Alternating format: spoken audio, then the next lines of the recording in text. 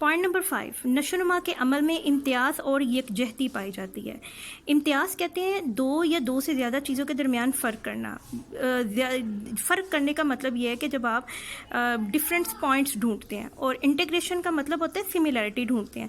انسان جو ہے وہ جب ایک سٹیج ایسی بھی آتی ہے جو ہماری ڈیولپمنٹ ہوتی ہے، ہم مختلف چیزوں کے درمیان فرق کیا اور مختلف چیزوں کے درمیان سملر پوائنٹس کیا ہیں، مشابہت کیا ہے ان چیزوں کے درمیان، ہم وہ بھی فرق کرنا سیکھ جاتے ہیں۔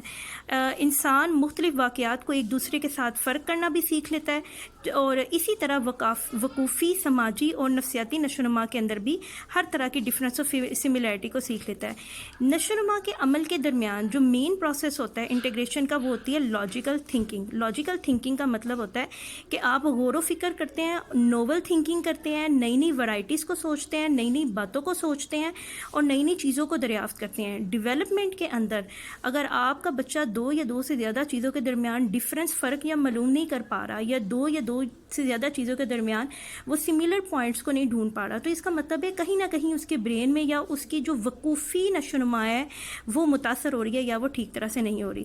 تو جیسے جیسے ڈیولپمنٹ ہوتی جاتی ہے، آپ نے بچوں کی گیمز دیکھی ہوں گی، چھوٹے چھوٹے بچوں کو مختلف تصویری کہانیاں دکھاتے ہیں، اور دکھانے کے بعد کہتے ہیں ان کے اندر فرق تلاش کریں، یا ان کے اندر سملر پوائنٹس کو یا مشابہت کو تلاش کریں۔ ان چیزوں کا مطلب یہ ہوتا ہے کہ وہ چیک کرتا ہے کہ آپ کی برین میں جو تھنکنگ اور آپ کی لاجیکل تھنکنگ ہے، نوول تھنکنگ ہے، ان تھنکنگ کے دوران ورائٹی کو آپ پک کر پا رہے ہیں یا نہیں کر پا رہے۔ پوائنٹ نمبر 6 ہے طفولیت میں نموئی عمل تیز ہوتا ہے۔ یہ تو ہم میں سے ہر بات جانتا ہے انسان کہ جو چھوٹے بچے ہوتے ہیں، جب آپ کا بچپن ہوتا ہے تو تب آپ کی نشو و نما تیز ہوتی ہے، آپ کا قد، آپ کی ہائٹ، آپ کے بال، آپ کی سکن، آپ کی ٹانگوں کی مضبوطی، آپ کی ہڈیوں کی نشو و نما یہ زیادہ تیزی سے ہوتی ہے۔ لیکن زندگی میں ایک اور لیول آتا ہے جس میں نشو و نما تیز ہوتی ہے۔ چائلڈہڈ کے بعد ایک لیول آتا ہے جس کو کہتے ہیں ایڈولیسنس۔ ایڈولیسنس کو بلوغت بھی بولتے ہیں اور ایڈولیسنس بھی بولتے ہیں۔ ایڈولیسنس جیسے ٹین ایج کا دور ہوتا ہے جو 16، 17، 18 سال تک کی ایج کا ہوتا ہے۔ یہ بچپن کے بعد 14 سے لے کے 18 سال تک کی عمر کا ہو سکتا ہے۔ یہ بھی کلچر ٹو کلچر ڈفرینٹ ہوتا ہے۔ کچھ علاقوں کے اندر، کچھ ممالک کے اندر ایڈولیسنس لیول کا جو سٹیج ہے وہ 12 سال تک ہے، کچھ کے اندر 14 سال ہے، کچھ کے اندر 18 سال ہے۔ یہ آپ کی ڈائٹ، آپ کا انوائرمنٹ، آپ کی ہیریڈیٹی، آپ کی وراثت، یہ تمام چیزیں جو ہوتی ہیں وہ آپ کے ایڈولیسنس لیول کو، کہ اس کی میچورٹی کا لیول کیا ہوگا، وہ اس چیز کو ڈٹرمین کرتی ہیں۔ تو آپ کی جو ڈیولپمنٹ ہوتی ہے وہ زندگی کے دو لیول میں بہت تیزی سے ہوتی ہے۔ ایک ہوتی ہے آپ کی ٹین ایج، آپ کی بلوغت، اور دوسری ہوتی ہے طفولیت جس کو بچپن کہتے ہیں۔ اور یہ اعصابی اور ہر طرح کی ڈیولپمنٹ کی بات کر رہا ہے، جیسے نفسیاتی بھی، وقوفی تھنکنگ کی بھی، آپ کی عضویاتی کہتے ہیں آپ کی مسلز کی تبدیلیاں، آپ کی باڈی کے آرگنز کا بڑھنا اور کم ہونا، یہ ہے آپ کی نشو و نما کا سپیڈ اپ ہونے والا پروسیس، جس کو طفولیت اور یعنی بچپن اور ٹین ایج یعنی بلوغت کا دور۔ پوائنٹ نمبر 7، ہر نسل کے کروموسومز کی تعداد معین ہوتی ہے۔ فکس کروموسومز ہوتے ہیں، 23 کا پیئر میل کی طرف سے اور 23 کا پیئر فیمیل کی طرف سے، جو 46 کروموسومز کے جوڑے بنتے ہیں۔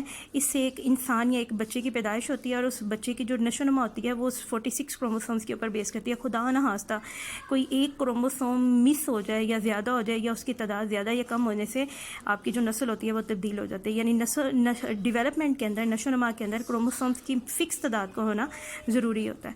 پوائنٹ نمبر 8، نشو و نما کے تمام پہلو ایک دوسرے سے مربوط ہیں۔ مربوط کا کیا مطلب ہے؟ انٹر ریلیٹ کرتے ہیں، کو ریلیٹ کرتے ہیں۔ ایسا نہیں ہے کہ پہلے 5 سالوں میں جسمانی نشو و نما ہوتی ہے، پھر اگلے 5 سالوں میں نفسیاتی ہوتی ہے، پھر اگلے 5 سالوں میں سماجی ہوتی ہے، پھر اگلے 5 سالوں میں وقوفی، نہیں، ایسا نہیں ہوتا۔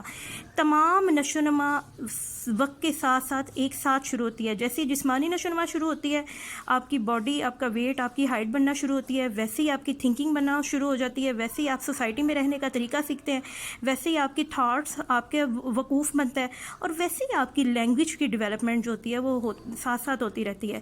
لینگویج ڈیولپمنٹ بہت ضروری ہوتی ہے۔ اگر آپ 10 سال کے بعد بچے کو کوئی زبان سکھانا شروع کرتے ہیں تو وہ اتنی اچھی سے آسانی سے نہیں سیکھ سکے گا جتنی وہ پیدائش کے جو زندگی کے شروع کے سال ہیں ان میں سیکھ پاتا ہے۔ لہٰذا نشو و نما کے تمام پہلو، تمام لیولز ایک دوسرے سے ریلیٹ کرتے ہیں، چاہے وہ جسمانی ہیں، نفسیاتی ہیں، سماجی ہیں، وقوفی ہیں، یا لینگویج کی ڈیولپمنٹ ہے۔ اس کے بعد لاسٹ پوائنٹ ہے، آج کے لیکچر کا لاسٹ پوائنٹ ہے، ویسے یہ ٹوٹل 18 پوائنٹس ہیں۔ حصول کا محرک، اس بات کا کیا مطلب ہے؟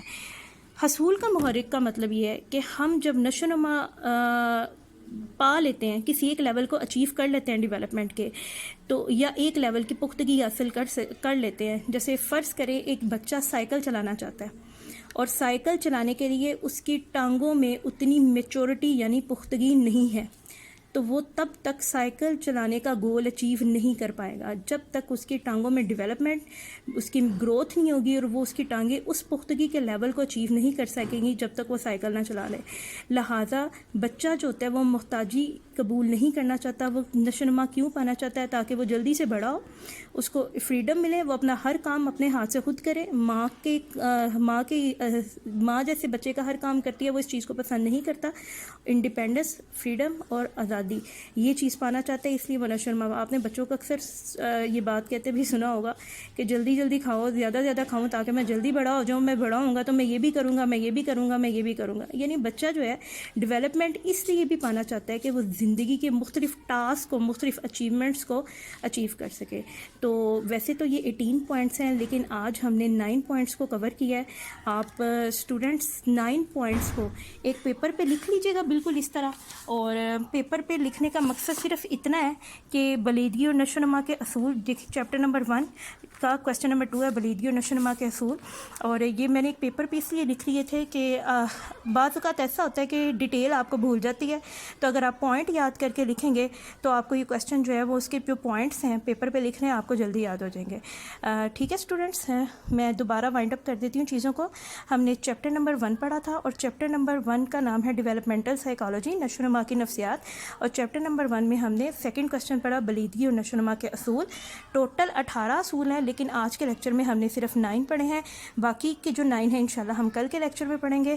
آپ ان کو غور سے ریڈ کیجیے گا، پڑھیے گا. کبھی پرابلم ہوگی تو ہم ڈسکس کر لیں گے ڈسکشن کلاس کے اندر. Take care, thank you so much, اللہ حافظ.